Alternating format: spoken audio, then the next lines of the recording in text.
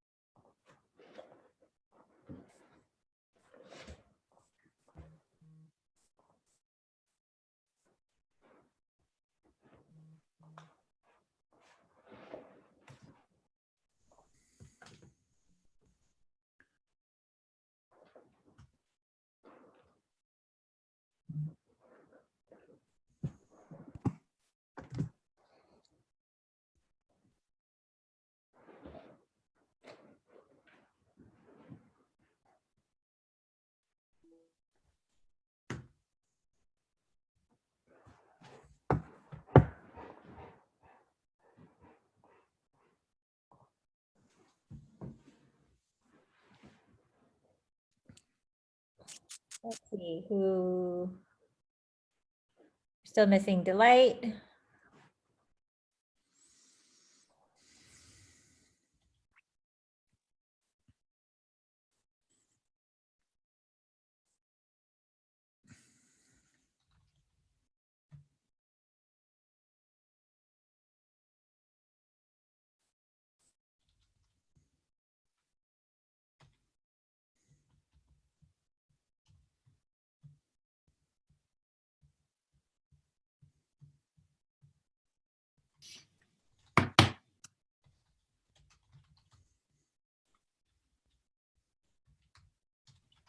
Amy, did we find out a way to get people to be able to email in or call in questions or whatnot?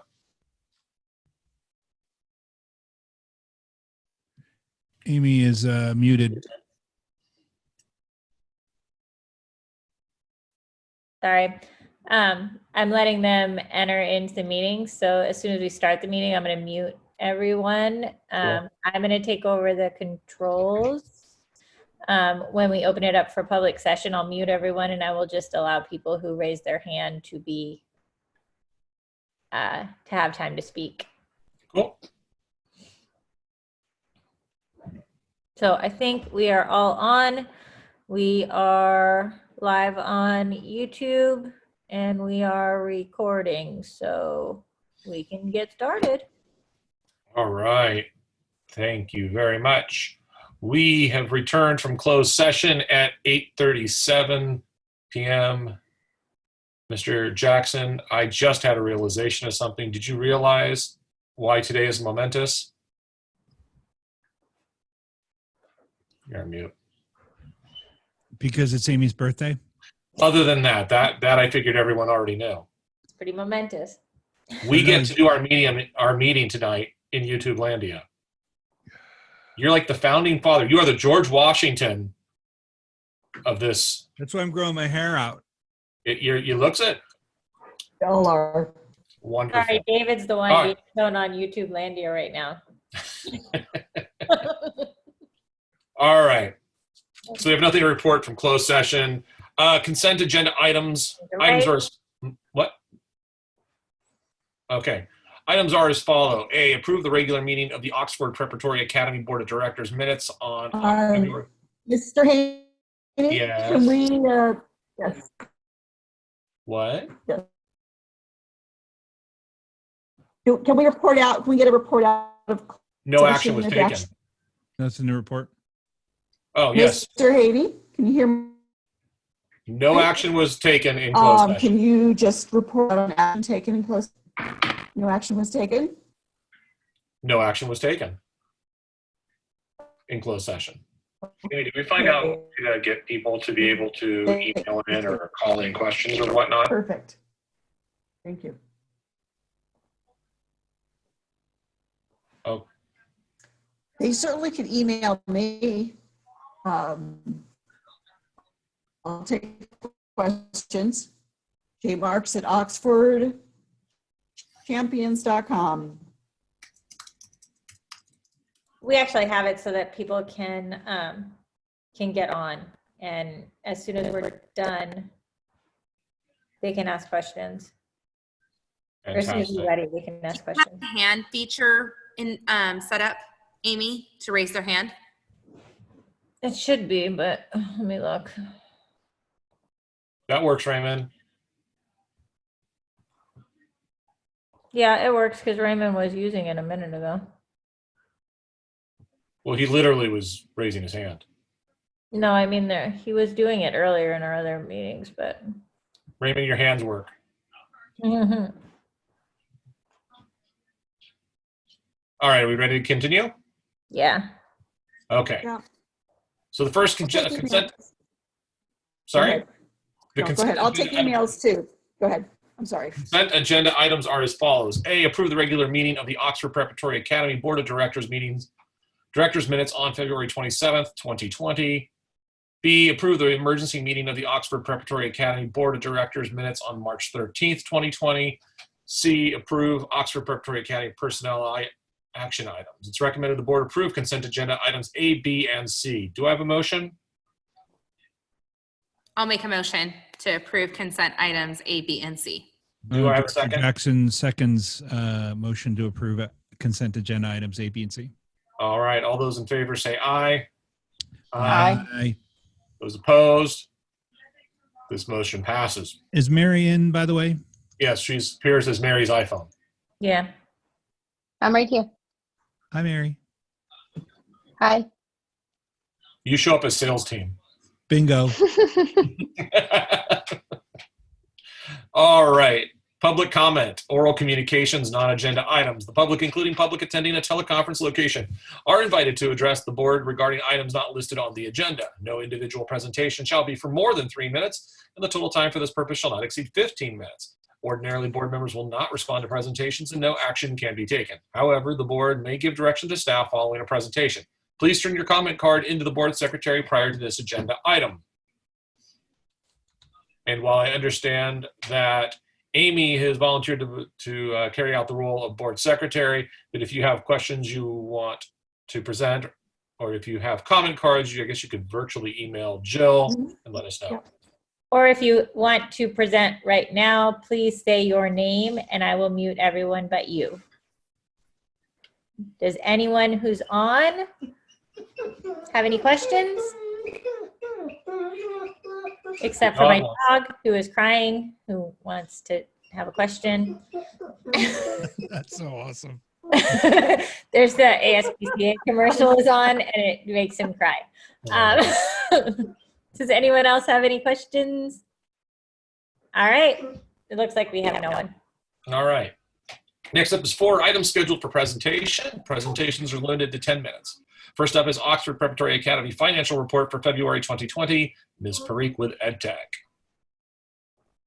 Yeah, so I'll share my screen.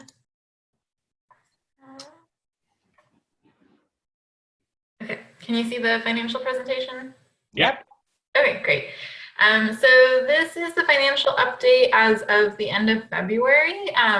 We did last week, as everything was coming out in relation to the closures, with the school closures, we did consider some of those factors, but we have not updated the forecast really in terms of if there's, if the school is closed the rest of the year and what that means, or if it's just closed for another month, and what that means in terms of if there's expense savings or any other adjustments like that. So just want to give that caveat in the start.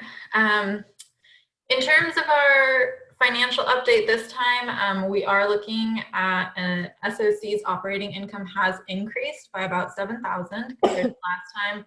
We're projected at an annual operating surplus of $834,000.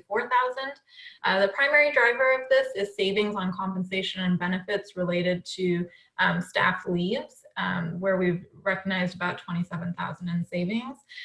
We also have increased revenue projections related to unduplicated percentage. So your low-income English learners, foster youth population was actually higher last year. We get certified data in February, and it came in higher than what your budget was actually based off of. And so that increases your revenue projections by about $26,000. So those are the 2 primary drivers of the increased revenue. A smaller increase is an adjustment to the lottery rate from the state, and so that's about a $6,000 increase there. What offsets that, why we only have a $7,000 increase, is a reduction to the ADA forecast. This was based off of preliminary ADA through the end of February, which is what your ADA will be calculated on for this year, instead of the normal calculating through March or early April. This was preliminary numbers, and I did see updated numbers, including everything yesterday, which came in a little bit higher. So the lost revenue won't be quite as high as 43,000, but it should be about 30,000, a little higher than 30,000 in lost revenue. So in terms of the other adjustments, the special ed rate, the SPED rate, this was a decrease in ADA, in revenue from the state, for El Dorado SELPA in particular. They had a charter school last year that was involved in some fraud, and ultimately the SELPA lost some revenue that was trued up in February. They were able to offset most of that revenue through their own reserve, but they did have to pass on some of that lost revenue to all of their charter members. And so we are seeing a reduction in special ed revenue this year related to that. So that's about $4,000 for SOC. The other two negative adjustments are fairly small. We had a few expenses exceeding the forecast in services and other. And then in other food, this was for snack sales, or snack expenses. But this is, you know, with school closure, that's something that you likely wouldn't be spending. And so that doesn't necessarily, mean you'll be spending more there with the school closure. For SV, similar story. We're seeing about the same operating income. It's a little bit higher at $302,000 for the year. The primary drivers of the increase is similar, except for the one item that we did add for SV is that the health benefit cost for the years to the school was trending lower than what we originally had budgeted. And so that's about $19,000 in savings that is trending there. The other items, compensation and benefits and lottery, are related to the same as SOC. SV, the ADA looks to be about 3 ADA less than what we were forecasting. This is driven primarily by the attendance rate coming in lower than we were anticipating. So that's about $29,000 in lost revenue. The only other unique thing with SV, we see a $1,000 increase in expense for services and operating. This is a combination of a few items, but the largest item is related to legal fees, going slightly over what we had forecasted. In terms of opportunities and risks, this is an area that we want to take a look at more closely in the next month or so.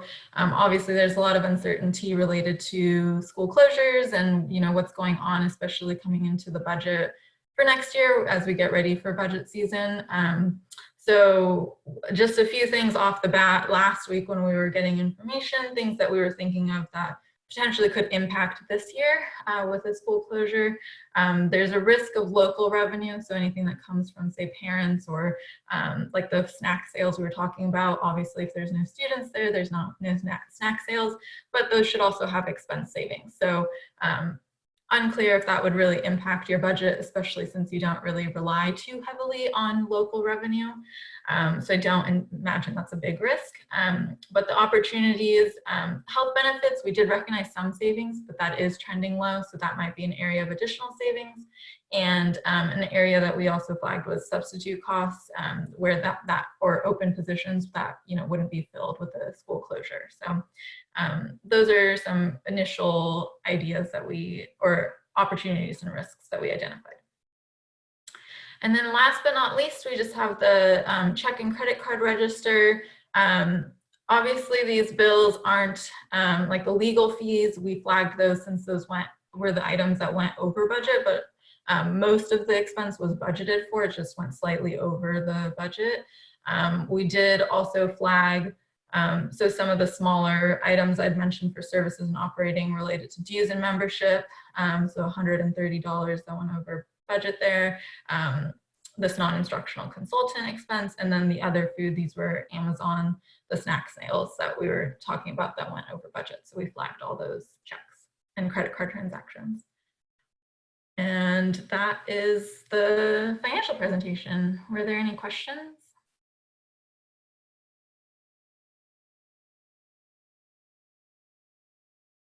I feel compelled to say that I don't have a single question.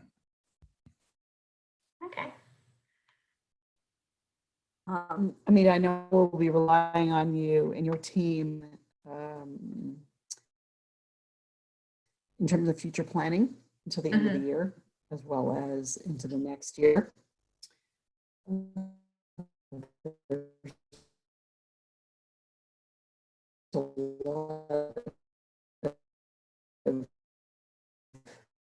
Well, we're having a really hard Factors to time. consider. Looked at the latest update with regard to the budget, but I guess might have a phone, but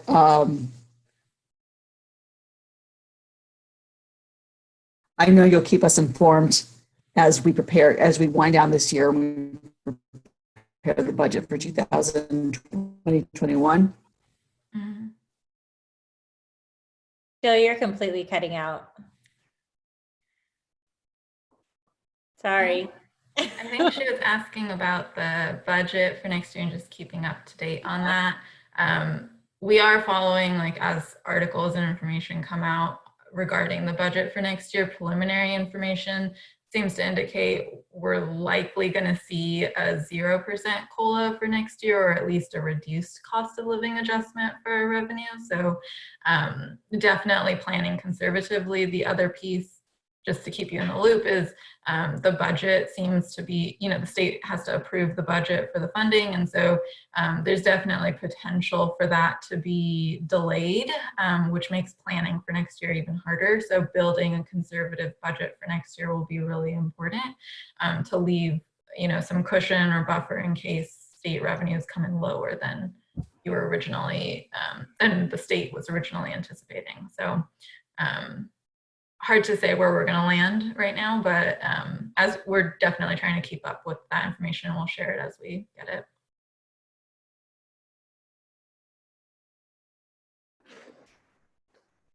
All right.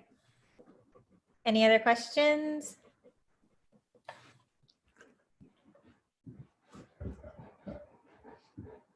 All right, I think we can move on to our next item. All right, and next up is the second interim reports for Oxford Preparatory Academy, Saddleback Valley, fiscal year 2019-2020, and Oxford Preparatory Academy, South Orange County, fiscal year 2019-2020. Again, Ms. Parikh with EdTech. Sure. I should have just kept sharing my screen. So I'll share my screen again. So these are the second interim reports. They were submitted to your authorizers before the due date, which was March 15th. This is just for you to be aware of what's been submitted. They were based off of the financials we presented at the last meeting, so it's not numbers that are new to you. It's just in a different format. Just high level, just so you're aware, for SOC, compared to what we had last submitted to the authorizer, we had submitted an operating surplus of $242,000. For SOC, we now submitted $826,000 operating surplus, so it's an improved picture. The same is true for SV, so this is the format for SV. Compared to both budget and the first interim report, we're showing an improved operating income. So we reported a $299,000 surplus. So these are just kind of FYI for your information. Nothing really new in terms of numbers. All right. Any questions or comments from the board? All right, seeing none, Ms. Parikh, thank you very much. Next up is item 5, items scheduled for discussion. A, implementation of the pandemic influenza coronavirus emergency response plan for Oxford Preparatory Academy for March 2020. Ms. Marks, are you going to take the lead on this?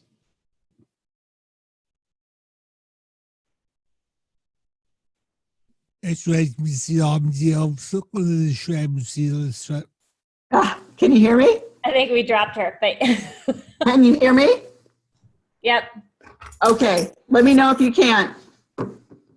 All right. Everything's okay for now? Yeah? All right, good. So at Oxford Preparatory Academy, class is in session. We continue to connect with our OPA families with great teaching and community. We're achieving this through our early preparation. We have a dedicated and passionate teaching staff and non-instructional staff, and a board and community that are focused on right now on the big things that matter. I think it's key. Most of the districts surrounding us in Southern California have targeted May 1st as a date that school may reopen physically at the facilities that our schools occupy. But I will say that we are prepared for with a robust, structured instructional program through the end of the school year. We'll stay tuned, but we'll keep you in the loop. We want our students to continue to progress, stay on track, and we will do everything to make that happen.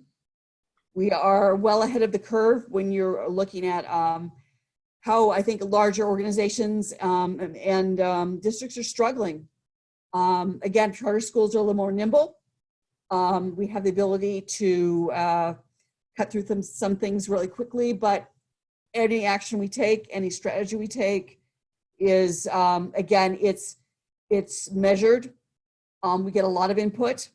We get a lot of information. So just to let you know, we appreciate parent support. You guys have been so supportive.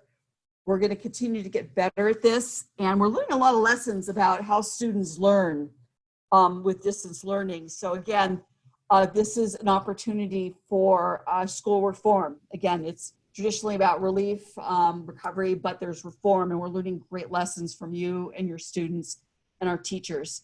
And we'll take that forward in the long run. So just to structure tonight's discussion, I'm going to facilitate a brief conversation about policy and legislation. Dr. Kernan will discuss our instructional program and an upcoming survey that families will receive tomorrow. And Mr. Barley will inform us about operations that are critical to our schools that include protecting the health and welfare and security of our schools and our OPA community. So I'm going to kick it off briefly. So as you may know, our governor has issued a series of executive orders in response to the COVID-19 crisis that have guaranteed continued state funding in the event of school closure due to COVID-19. And in addition, we must continue to provide funding for school meals during COVID-19. Please refer to our website for that information, as well as we provide information with regard to where childcare is available. Secondly, there's been an executive order to suspend or waive many Brown Act requirements which govern open meetings. Thus, here we are, kind of historically doing a teleconference for everybody and not having a there, so to speak.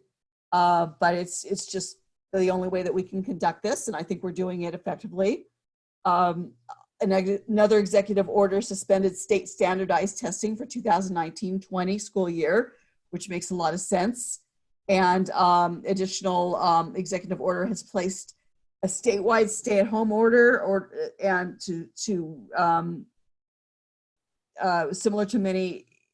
similar to those issued by many counties. So I live in a county where it's a pretty much 2-month stay-at-home order. So we've been learning and adjusting, getting flexibilities and guidance through executive orders, and there will be more to come. Yesterday, the Senate passed a $2 trillion coronavirus emergency relief bill. Tomorrow, the House is expected to vote and pass the bill. A key provision in this bill is $30 billion in emergency assistance for schools and colleges. The bill provides for education. I think one of the key provisions I want to point out to you is $13.5 billion will be directly given to states, who will award it to local educational agencies, including charter schools, for a broad and flexible range of coronavirus response activities. It will be a formula-based allocation, and there's a certain allocation per ADA. It will support distance learning, technology, and infrastructure. There are additional emergency support grants to local educational agencies. We'll find out more about that. The Secretary of Education is required to report to Congress within 30 days of additional waivers or needs for flexibility. So there is some funding coming. Some members of Congress would have liked to see more funding coming to schools, but stay tuned. Critical for you to know also is on March 18th, the Families First Coronavirus Response Act was signed and will take effect on April 1st. It runs through December 31st. The law provides extended sick leave to employees unable to work with specific conditions, and that affects not only us, but may affect you in the working place as well. We expect to know more about the governor's budget plan as they approach the May revision. As Amita has indicated, we'll stay close to the vest about that. I think cash flow is really important as we plan for the 2020 to 21 school year. I want to let you know that OPA executive leadership team, our team has continued to stay as informed as possible. We attend webinars, we read updates, we reach out to partners at the Orange County Office of Education, Capistrano Unified School District, the California Charter School Advocacy Groups, the California Department of Education, and our charter school legal team. We tend to be the first ones to ask the critical questions as we try and stay ahead of the curve. We are learning a lot about how our students learn, how our teachers can teach. We realize that some incredible reforms can come out of this and influence our practice. So I don't know if there's any questions the board has, administration has, anybody who's listening in, any of our administrators. Let me know now or as I pass the baton to Dr. Kanan to inform us about our instructional program, what we're doing, the feedback that we need from you in the future, and what to expect. Any feedback from anybody? All right, thank you, Ms. Marks. Let's hand it over to Dr. Kanan. Okay, so we started implementing our distance learning program just a week and a half ago. It seems like a really, really, really long time ago, but our first week was mainly kind of used for teacher planning and scheduling different sessions. We currently have all of our 3rd through 8th grade students attending remote live sessions with their teachers and their classmates for all of their core subject areas. We also have students scheduled in small group meetups where they're getting additional support from their teachers in sort of smaller groups of 3 or 4 students. And then we have currently our kindergarten through 2 groups. For the first week or 2, we wanted to kind of focus on getting our 3rd through 8th grade students online, but we still wanted to provide activities and things for our K-2 students to do. So those different activities were passed out. Teachers set up meetings to meet with parents and answer their questions and give them different activities that they could do with their students. But we are moving towards adding adding those live interactive sessions for our K-2 students as well coming up. A lot of our K-2 teachers have actually already started having class meetups or class sessions or different online activities with the students through Zoom.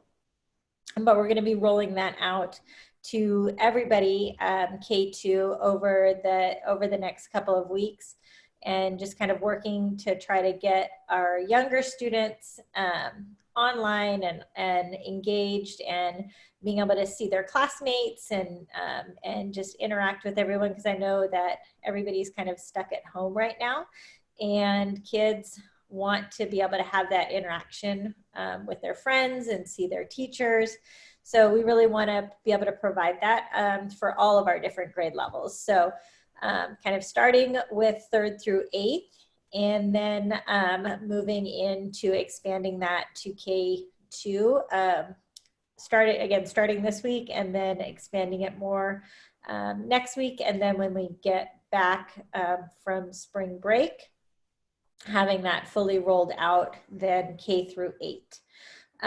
We are kind of hit the ground running, and we're sort of building the airplane as we're flying it, but we do want to continue to get feedback. So tomorrow I'm going to be sending out a survey for all of our parents and our 3rd through 8th grade students and our staff members, to be able to give us some feedback about how the program is going so far, what things have been really beneficial, and then also provide some insights of other resources or other activities that they think might improve the learning experience for our students. So we really want to have that cycle of continuous improvement, because again, we sort of threw all of this together in a really, really short period of time, going from a completely pretty much seat-based program to a completely online program in just, a week and a half, which is a pretty amazing feat, and definitely would not have happened without really incredible teachers and really supportive parents and kids who are super engaged and wanting to participate. So it's been an amazing thing to see come together, and just incredible working with everyone.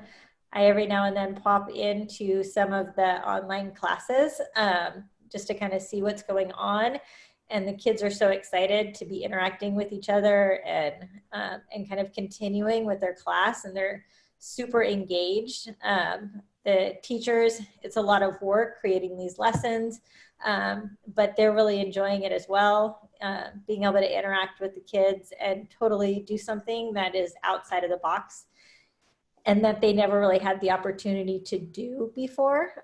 So it's really awesome seeing how everybody has just jumped in and run with all of our new programs. Luckily, all of the tech, or most of the educational technology companies and our curriculum companies, have opened up access to a lot of programs. And so we're able to provide a lot of different experiences for our kids and different activities for our kids that we may not have had access to in the past, just because we would have had to pay for so many different licenses. But now we can kind of try different things out, see what works, and provide a really wide variety of experiences for our kids. So I have been sending out communications usually on Mondays and Fridays. So I'm going to continue to do that. So you'll get a communication, everyone will get a communication tomorrow with that survey link. But I also want to encourage everyone, like Ms. Mark said, to go on our website. We do have a page sort of dedicated to resources for COVID-19 and for our distance learning. And it has a lot of different resources for parents that you can do with your kids while you're sitting at home. And our counselor, Gretchen Pluth, has also put together a whole list of just different mental health resources, from mindfulness activities that your students can do at home, and just kind of stress relieving activities and websites. So we're trying to really provide a wide range of resources for families. while everybody is stuck at home, and we want to make sure that our students aren't missing out on any educational activities, but that we're also taking into account all of the different social emotional stresses that are happening with kids being cooped up and families being cooped up for such a long period of time. So we're trying to provide a really well-rounded program on some pretty short notice. And just thanks to our whole OPA community for being so open and willing to just jump in and implement everything and run with all of this this craziness and keep all of our kids going academically. That's all I got. Dr. Kanan, we're moving from temporary measures to something that's much longer term, correct? And again, so the strategies, the activities are going to be We're really trying developing to along those lines, correct?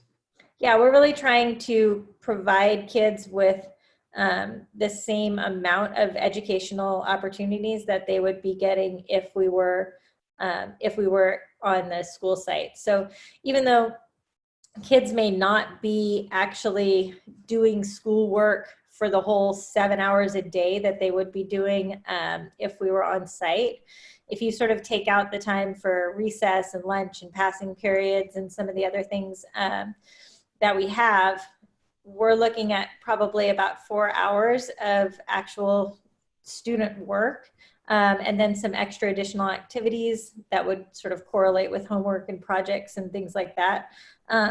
So we're trying to really keep students engaged, and that way, when we do go back to school, we can just continue on right where they're supposed to be, no matter when we actually return back to school. So we want to keep a really rigorous program going for our kids so that they aren't falling behind, and knowing that now it's not going to just be 2 weeks.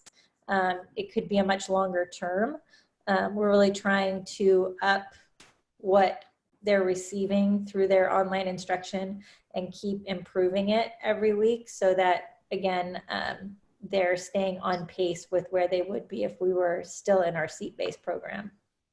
With what we know about class size reduction and our small groups, and it seems like there's been a lot of engagement and learning through our small groups, it seems like we're moving closer to that ideal of having cutting those larger class sizes down to smaller groups and the benefits that our students could receive from that. So it's an opportunity for us to achieve that more intensive one-on-one or small class size instruction that's even seemingly more, and research tells us, more effective than large class sizes, even though we have direct instruction for the large class. But now we have the option to really cut the class size down to something even smaller and more effective. Yeah, our small group sessions, that's something that we added in. So in addition to the larger full class meetings, all of the students meet in small groups with their teachers, and they've really been engaged in those small groups, and they're able to get much more targeted support in areas that they may be struggling. And so the teachers can structure those small groups to be able to provide students with support, especially if students are struggling in the same area or need enrichment in the same area. They can group those kids together to provide them more targeted support.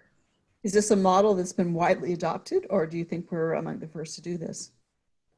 We are the only ones to do this from what I have heard, and I'm on conference calls with all of the different California superintendents and different school districts pretty much on a daily basis. We're one of the only ones who have switched so quickly to an an actual instructional model instead of just an independent study model where the teachers are providing kids with packets and the kids are doing them independently. So I know school districts are trying to move towards this, but it is taking quite a bit of a longer time. So luckily our community was really ready, and our teachers really were able to push it forward very quickly. So I'm just really excited about everything that we're doing, and I think that when we do go back to seat-based instruction, we're going to have a lot more tools that we didn't have in the past, and a lot more resources, and our teachers are going to be able to integrate those small groups and that technology in ways that they weren't able to in the past, just because we were never forced to really think this far out of the box, and now we are. So I think it's going to, for all of the bad things that are happening, I think the one positive that's going to come out is that our instruction is going to be much, much stronger once we do go back to seat-based instruction. Dr. Cadan, you have just, your days are so filled with webinars and contacting and working with leadership teams, and your foresight and your preparation is just, it's really got us through the last few weeks. It's going to continue on through the rest of this. I can't thank you enough I think it's been a big team being effort. with us and just, you know, seizing the moment and looking at the long-term possibilities. And I know that both you and Mr. Barley also, as well as myself too, and some of our principals, you know, we're fielding a lot of late night inquiries and working late. But Amy, I just, you know, I can't begin to thank you. I appreciate you. You've been amazing, and a lot of this is due to you and the support that you have and the trust that you have earned from our leadership and our instructional staff and our non-instructional staff. So thank you. Thank you. It was definitely a big team effort. So, And that's why we stole her from Laguna Beach. That's right.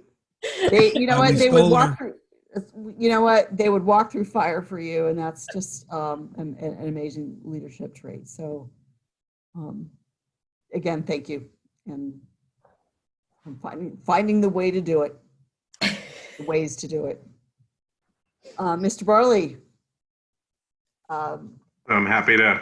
There's no questions. Can you focus us on some of the major operational aspects that we're engaged in, we're looking at, and if anybody has any questions, to field them towards you. Absolutely. I'm happy to join my partners tonight in describing some of the activities we've been working on in operations and in the business office to promote health, welfare, and safety of our campuses, our stakeholders, our champions.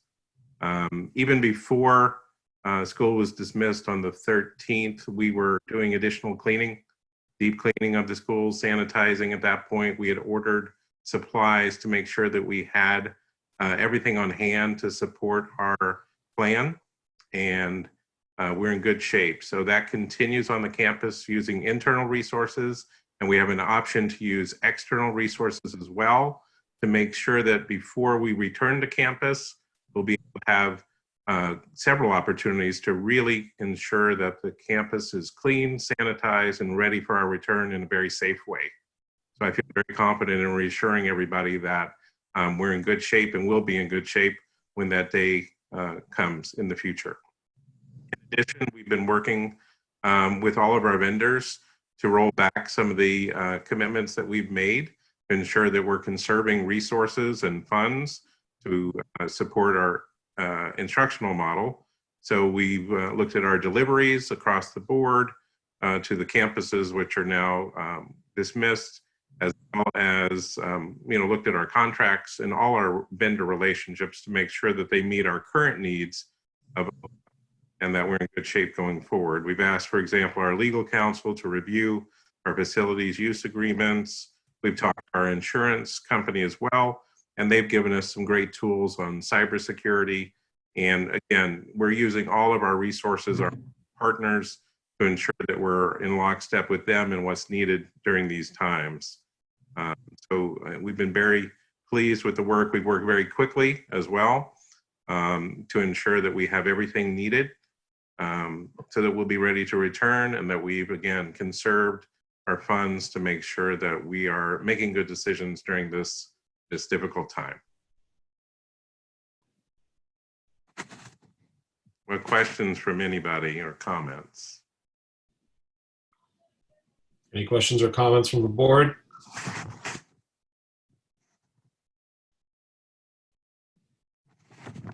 Seeing none, I would just add that I am immensely impressed with what we've been able to do under less than ideal circumstances. I think it speaks to the commitment of and the ability of our leadership and our teachers and our parents and our students. I know this is not easy, and we'd all prefer being in the class and on our campuses, but I think we've taken a difficult situation and by all accounts done as well as anyone could have imagined possible under those circumstances. So I appreciate the three of you. I appreciate our teachers.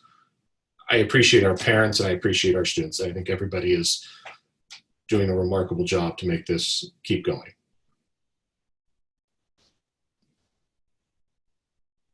Any further questions or comments? All right. Well, then I think that wraps up our items scheduled for discussion. Thank you very much, Ms. Marks, Dr. Kernan, and Mr. Barley. Next up is item 6, board reports and or comments. Start with Ms. Campos. Any board report for you?